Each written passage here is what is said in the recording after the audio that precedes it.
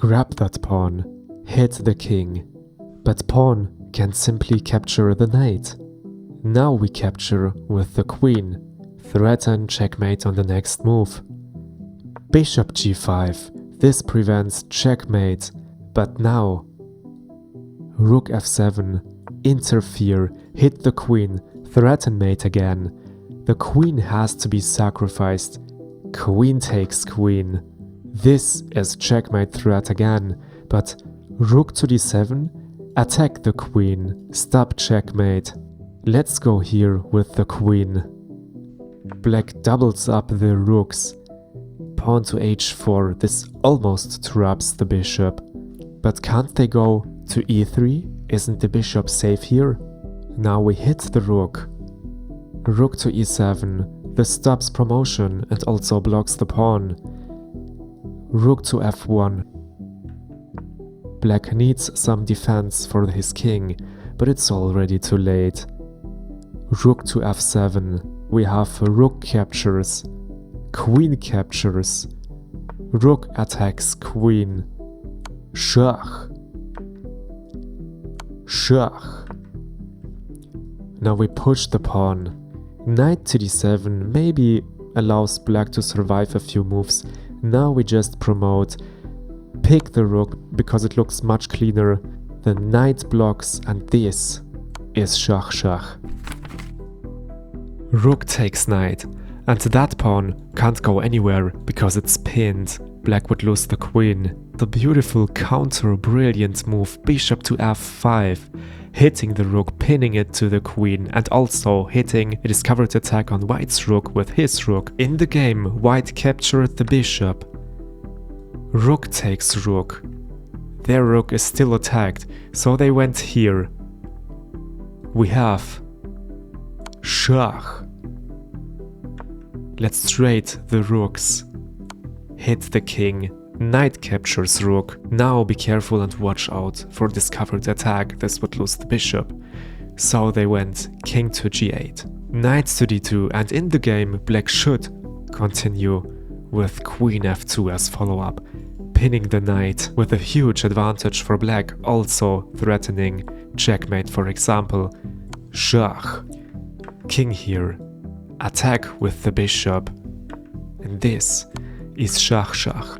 White has to be very careful. The position is open. White's king is in danger, and white cannot hold this knight. For example, if they also go here and defend the knight, this is also simple and fast, quick checkmate, same idea as before. In this position, white played rook to e2. Can you spot the next brilliant move?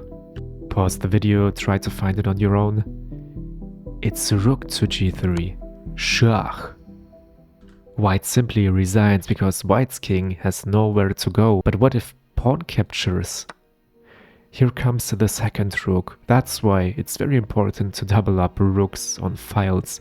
And this is simple. Checkmate. Being up a full rook, what's the easiest way to convert this into a winning game? Schach. Just trade off pieces. King takes rook. Now we lure the king on e2. This is a fork, which picks up the rook on the next move. Now we have an extra rook. Very easy to win this endgame. Here, Faustino wants to promote his pawn. Queen and rook are already lined up behind the pawn. White is already completely winning, but with this deflection, it's much simpler. If the queen moves, we just promote. Black takes the bishop with the queen. Now white promotes. If queen takes, this is a very easy endgame. To get at least some chances, black played queen to g3. Do not trade queens if you're behind in material. White's idea is just to swap off as many pieces as they can, offering an exchange of queens. As I said, black doesn't want to trade queens, so they go here. Rook e1 hits the queen again. Queen b8. Now we offer a trade of queens again. Hit this. Threaten some checkmating ideas over there. And if they still don't want to trade queens, go here for example. Now white doubles up the pieces. Knight here, for example, this is an easy schach. King here, schach with that queen. King h6, now hit him from this side, schach. g5 blocks the check, but still, this is schach schach. Last one for today. 3 heavy pieces, all lined up on the f-file, and Faustino smells something. He needs to deflect this knight to open and hit f2. Try to solve this on your own, pause the video, and I'll just continue now. That's an idea which doesn't work well. Yes, the queen can't take, you lose the queen, and if knight takes, we can grab f2 pawn. We lost the knight, don't forget. But after king d1, you cannot take the rook. It's just a rook, not a queen. Yes, we can take the pawn.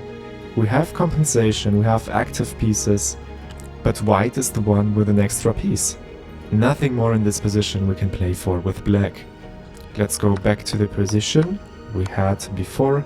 You are a brilliant player if you found rook takes pawn, which attacks the queen and also opens the f-file. If queen e3, we grab the pawn, and this is a discovered attack on the queen and one more piece hitting f2 pawn. White is just lost in this position. Example given, a knight takes, bishop takes, hitting the queen again, which is protected by the knight. White would likely want to exchange queens, but we don't accept queen trades. Go here, try to attack from the other flank, hit the queen, hit f2. For example, queen moves here, and we have bishop takes. This is a fork now. The queen moves, we hit the queen with b4. Queen d3, and now you pick up the extra material. Back in this position, where black just took the pawn. White took the pawn with the knight. And so that's the whole idea basically. The f-file is open, we hit the king, schach, and also the rook, which is not protected. After king d1, black takes the rook, schach again, king c2, and black grabs the knight, which is protected, hits the king, and the queen basically has to give up herself, because otherwise, after king here, we have schach, schach, schach, and now you bring the rook here, schach, schach. Okay guys, I just found another brilliant game by Faustino Oro. This has to be some bonus for today's video. Try to pause again, think about what could be the brilliant move in this position. Faustino basically just wants to attack this king and puts the queen here, which hits the rook. Their opponent just took the bishop, that's why it's brilliant. It's an unexpected piece sacrifice. Black took, but this leads to simple checkmate. So, let's go back and try to analyze what would happen if black didn't take the bishop. For example, rook f7, oops, rook f7. You could continue with bishop h5, but there's a much more brilliant move. It's knight to e4. First of all, black just can't take the knight. They either lose the queen or the game, with checkmate in a few moves. I'll show you that in a second. First of all, if they don't take the knight, but grab the pawn, for example, then we have schach, schach, schach, schach. And now the variation if they grab the knight instead of the pawn. Pawn captures knight. Now you could take the queen, win the endgame with an extra queen, but black could also play schach. Rook f6, another check here, then you go queen to g8, the rook has to block, only then you grab the queen.